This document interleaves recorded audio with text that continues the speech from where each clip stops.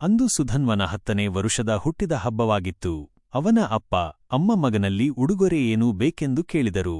ಆಗ ಅವನು, ಅಪ್ಪ, ನನಗೊಂದು ಹೊಸ ಮೊಬೈಲ್ ಕೊಡಿಸು. ಗೇಮ್ಸ್ ಆಡಲು ಒಳ್ಳೆಯದಾಗುತ್ತದೆ.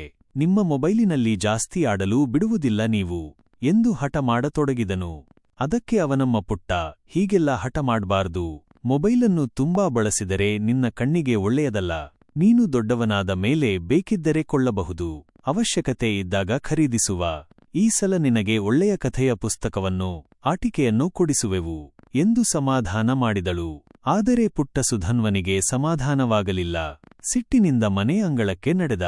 ತುಸು ಹೊತ್ತು ಅಂಗಳದಲ್ಲೇ ಅಲೆದಾಡಿದನು ಸುಧನ್ವ. ಅವನಿಗೆ ಮತ್ತೆ ಮತ್ತೆ ಮೊಬೈಲಿನದೇ ನೆನಪಾಗುತ್ತಿತ್ತು. ಅಷ್ಟು ಹೊತ್ತಿಗೆ ಪುಟ್ಟ ಹಕ್ಕಿ ಮರಿಯೊಂದು ಹಾರಿ ಬಂದು ಕುಳಿತಿತು. ಸರಿಯಾಗಿ ಗಮನಿಸಿದಾಗ ಆ ಹಕ್ಕಿ ಗುಬ್ಬಿ ಮರಿಯೆಂದು ಅವನಿಗೆ ತಿಳಿಯಿತು. ಅಮ್ಮ ಅವನಿಗೆ ತಂದು ಕೊಟ್ಟಿದ್ದ ಹಕ್ಕಿಗಳ ಚಾಟಿನಲ್ಲಿ ಗುಬ್ಬಿ ಮರಿಯ ಚಿತ್ರವೊಂದಿತ್ತು. ಹಾಗಾಗಿ ಆತನಿಗೆ ಆ ಹಕ್ಕಿಯನ್ನು ಬೇಗ ಗುರುತಿಸಲು ಸಾಧ್ಯವಾಯಿತು. ಅತ್ತಿತ್ತ ಕುಣಿಯುತ್ತಾ, ಹಾರುತ್ತಾ ಬಿದ್ದಿದ್ದ ಕಾಳುಗಳನ್ನು ತಿನ್ನುತ್ತಿದ್ದ ಗುಬ್ಬಿ ಮರಿ ಕಂಡು ಖುಷಿಯಾಯಿತು ಪುಟ್ಟನಿಗೆ. ಅವನ ಅಜ್ಜಿ ಅವನಿಗೆ ಬಹಳ ಹಿಂದೆ ಕಾಕಣ್ಣ ಗುಬ್ಬಣ್ಣನ ಕಥೆಯನ್ನು ಹೇಳಿದ್ದಳು.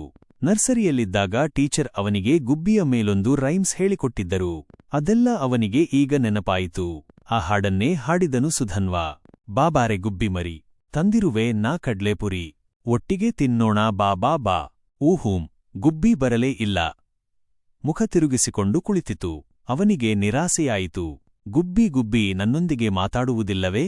ಥೂ ಬಿಟ್ಟಿದ್ದೀಯಾ ಎಂದು ಕೇಳಿದ ಸುಧನ್ವ. ಏನಾಶ್ಚರ್ಯ, ಆ ಗುಬ್ಬಿಗೆ ಮನುಷ್ಯರೊಂದಿಗೆ ಮಾತನಾಡಲು ಬರುತ್ತಿತ್ತು. ಅದು ತಕ್ಷಣ, ಸುಧನ್ವ, ಹೇಗಿದ್ದೀಯಾ? ನಾನು ನಿನ್ನ ಬಳಿಗೆ ಬರುವುದಿಲ್ಲಪ್ಪ. ನನಗೆ ಮನುಷ್ಯರ ಕಂಡರೆ ಬಹಳ ಭಯ. ಅವರಿಂದಾಗಿ ನನ್ನ ಅಪ್ಪ, ಅಮ್ಮ, ಅಕ್ಕ, ತಮ್ಮ, ಪೂರ್ತಿ ಕುಟುಂಬವೇ ನಾಶವಾಗುತ್ತಿದೆ ಎಂದು ಅಳತೊಡಗಿತು ಗುಬ್ಬಿ. ಇದನ್ನು ಕೇಳಿ ಅವನಿಗೆ ಬಹಳ ದುಃಖ ಮತ್ತು ಅಚ್ಚರಿಯಾಯಿತು.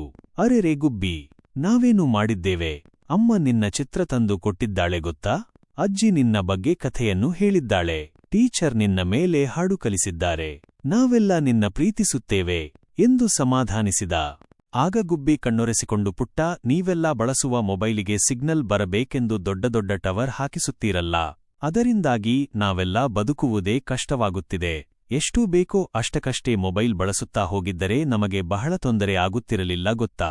ಮನುಷ್ಯರ ದುರಾಸೆಯಿಂದಾಗಿ ನಮ್ಮ ಪ್ರಾಣಕ್ಕೆ ತೊಂದರೆ ಉಂಟಾಗುತ್ತಿದೆ. ನಾನಿನ್ನೂ ಹೊರಟೆ, ಇಲ್ಲಿ ಇರಲಾರೆ ಹೆಚ್ಚು ಕಾಲ ಎಂದು ಹೇಳಿ ಬುರ್ರನೆ ಹಾರಿ ಹೊರಟು ಹೋಯಿತು ಗುಬ್ಬಿಮರಿ. ಗುಬ್ಬಿಮರಿಯ ಮಾತು ಕೇಳಿ ಸುಧನ್ವನಿಗೆ ಬಹಳ ಬೇಸರವಾಯಿತು. ತನ್ನ ತಪ್ಪಿನ ಅರಿವಾಯಿತು. ಮನೆಯೊಳಗೆ ಹೋಗಿ ಆತ ತನ್ನ ಅಮ್ಮ, ಅಪ್ಪನ ಬಳಿಗೆ ಬಂದು ಹೇಳಿದ, ಅಮ್ಮ, ನೀನು ಹೇಳಿದ್ದು ನಿಜ. ನಾನಿನ್ನೂ ಚಿಕ್ಕವನಿದ್ದೇನೆ. ನನಗೆ ಈಗಲೇ ಬೇರೆ ಮೊಬೈಲ್ ಬೇಡ.